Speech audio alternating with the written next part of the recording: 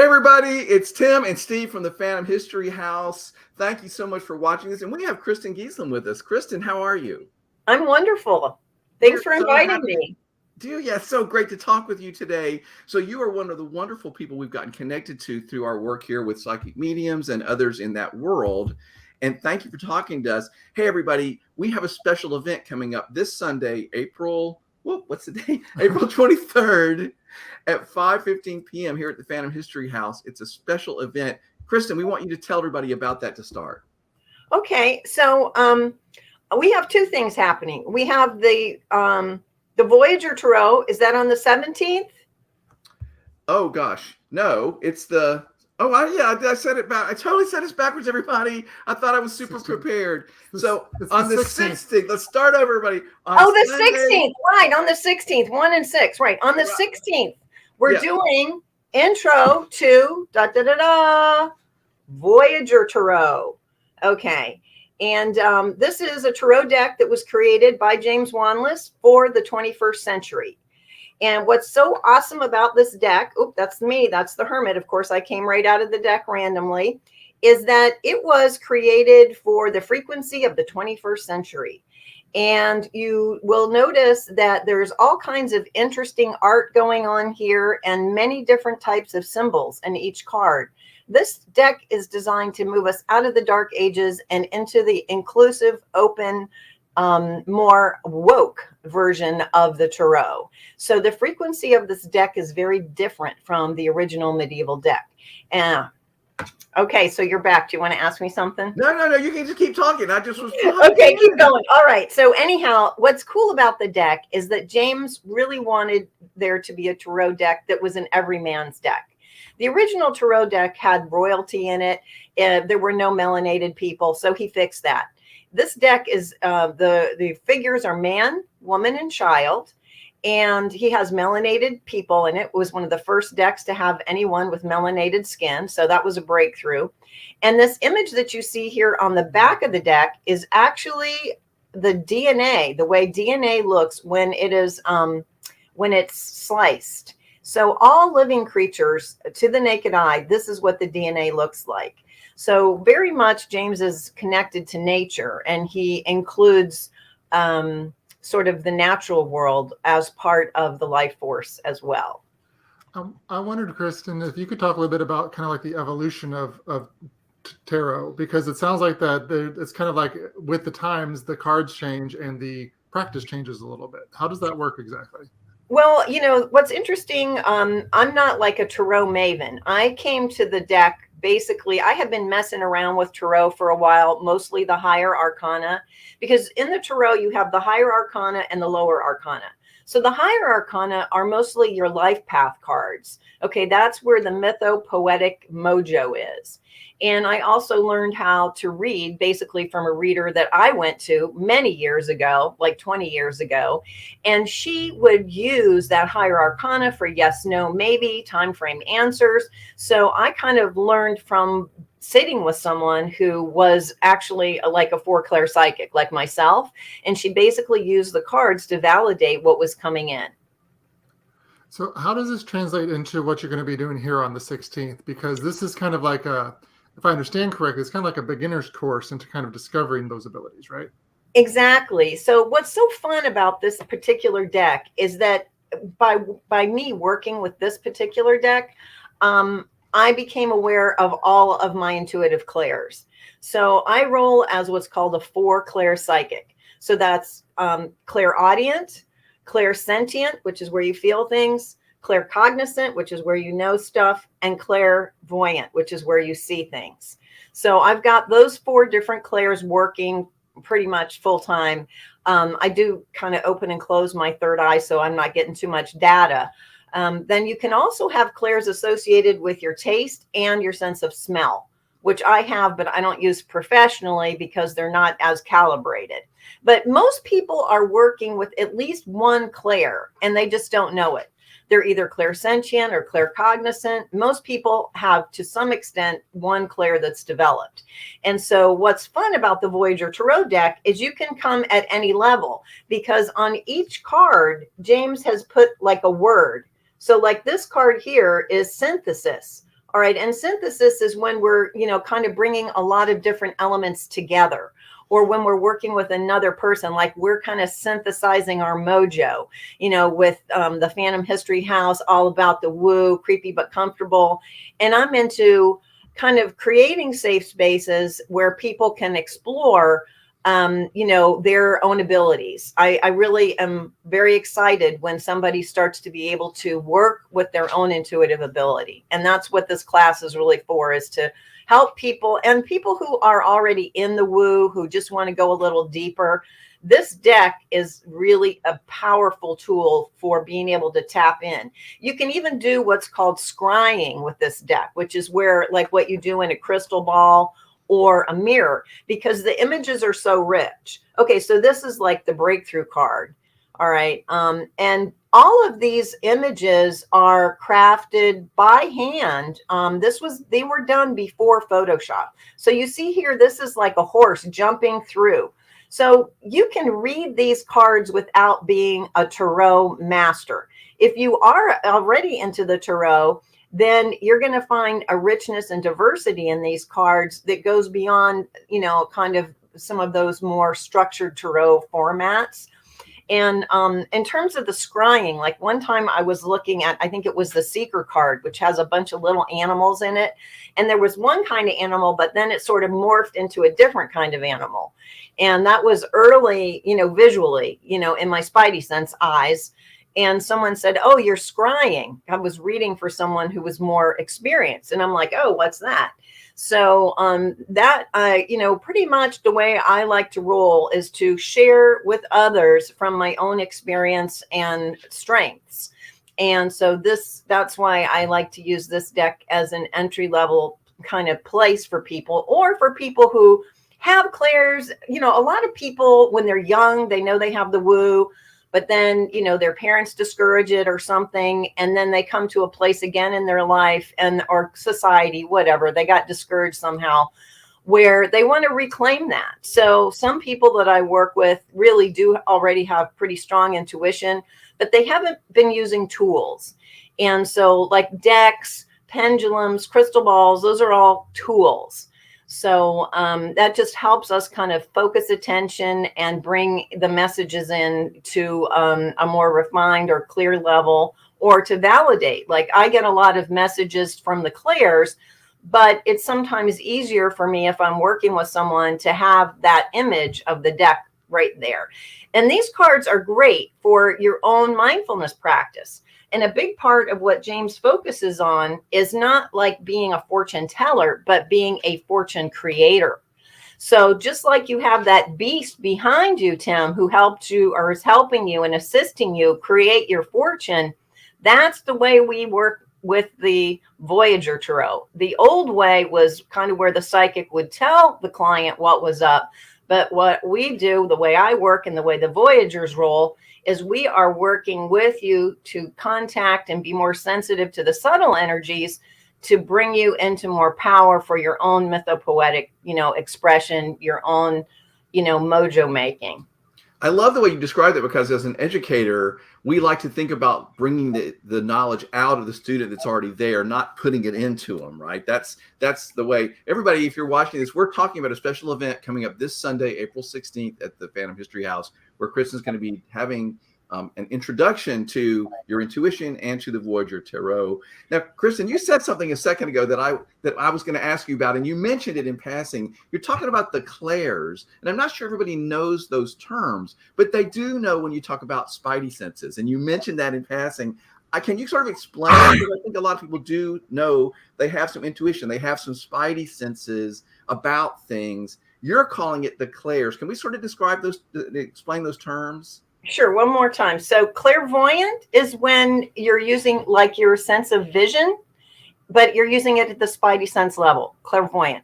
Clairsentient is when you feel things in your body. So if someone is a strong empath, they might also be clairsentient. So like if I am working with someone and they've got like a block in their throat chakra, I'll feel it in my own throat chakra. That's clairsentient. Clairaudient is when you hear things, like not I'm going crazy hearing things, but you just kind of hear like a little voice. It's all of the spidey senses are very subtle.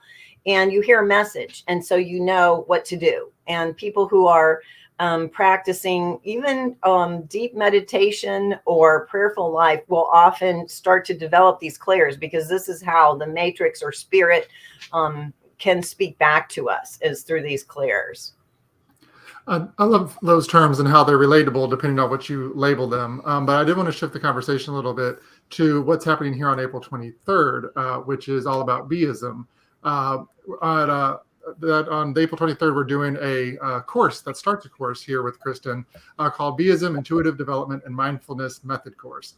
First off, Kristin, what is the short definition of what Beism is, if there's such a thing as a short definition? Right. So the phrase is it's a pathway for intuitive development and a way to be mindful in your life.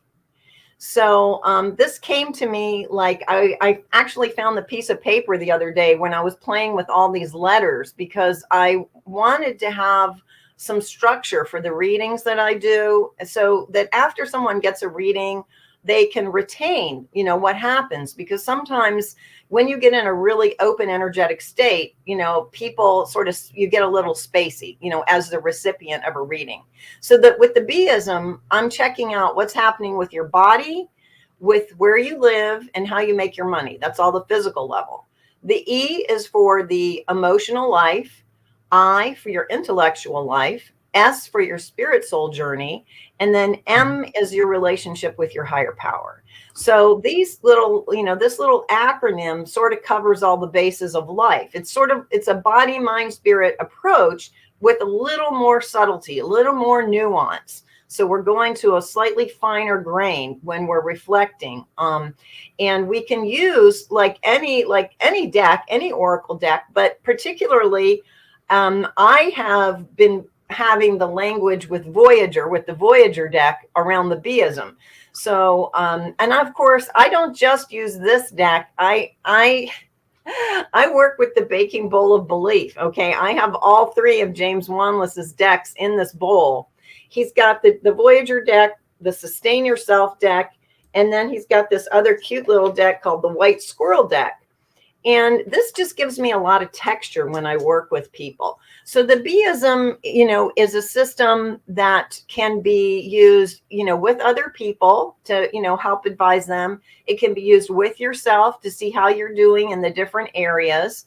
And it's not exactly lined up with the clairs, but I can sort of help people get more tuned into the clairs by being more observant about what's going on in those different areas. And it's sort of kind of like sort of like a little woven fabric between the mindfulness practice and then the space that you create when you're a little more calmed down and you have less drama in your life. There's a lot of stuff going on in the world, and it's really easy to get our energetic focus distracted out into that instead of focused where we have influence or control, which is the internal life. And for me, the Beism is also sort of like a hope for the future kind of thing, an aspiration for all of us to realize that no matter what bodysuit we happen to be in this lifetime, there's a bigger agenda going on here in terms of, how we sort of shepherd the sacred energy that is contained in our body, mind, spirit. And so when we're more mindful about that, we have a bigger chance of being happy and peaceful, more happy and peaceful for ourselves, and also making a bigger impact in the ways that we touch other people's lives. So the Beism is it's versatile, and it came to me like a flash, like a poem or a song where it just goes boom, it just sort of downloads. And then I started, filling it in and working with people with it. So it's kind of taken on a life of its own.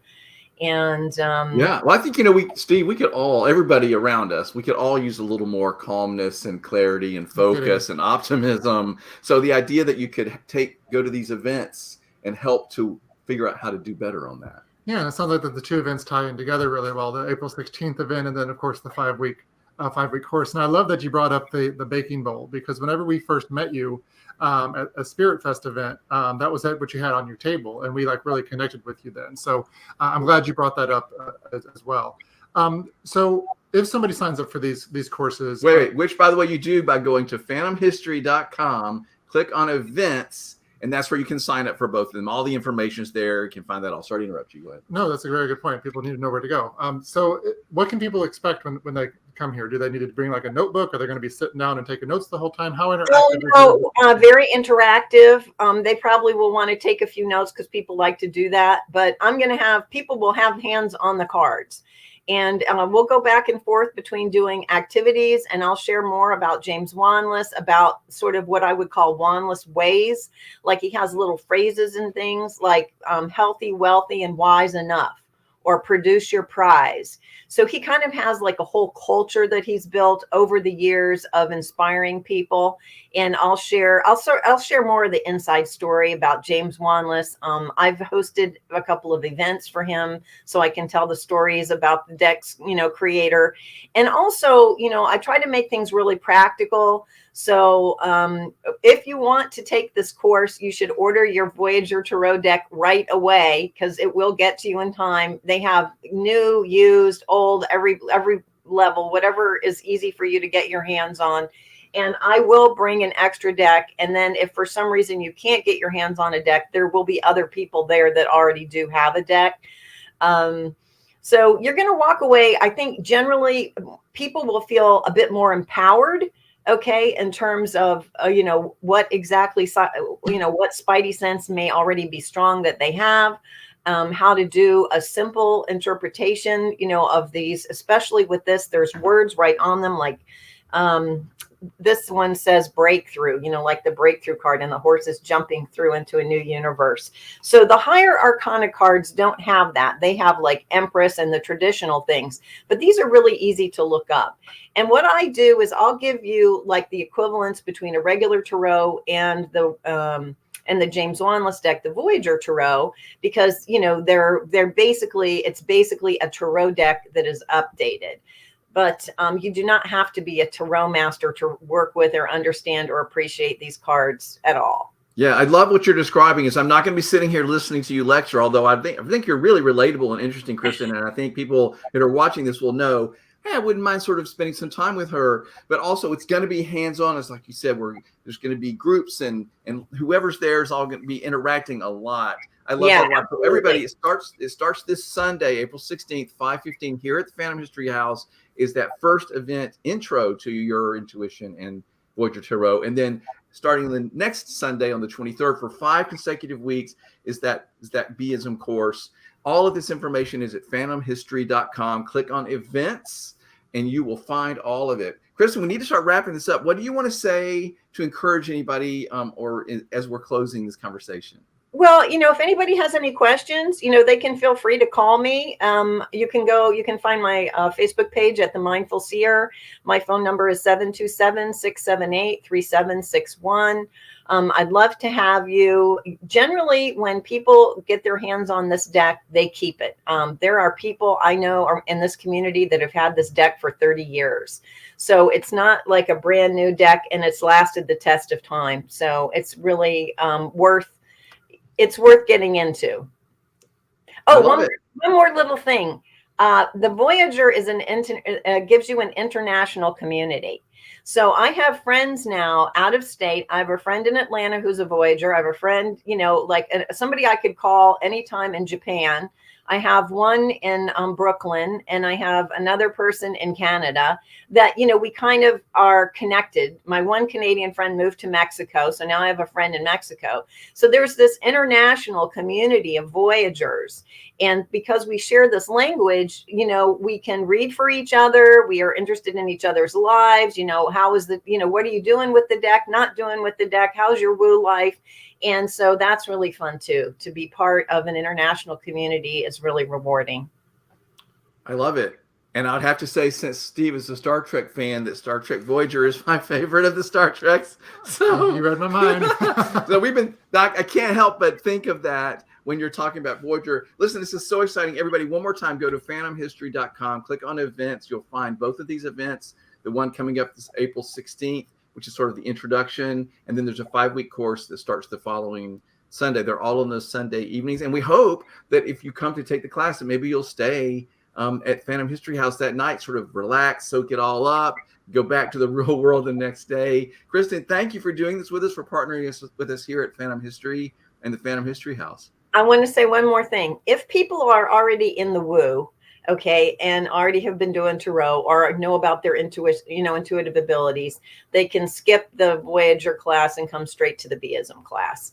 But if you need that little bridge, that's why I do the intro to Voyager. I love it. Well, thank you so much for talking to us. Great job today, everybody. Thank you, Kristin. Peace and happy.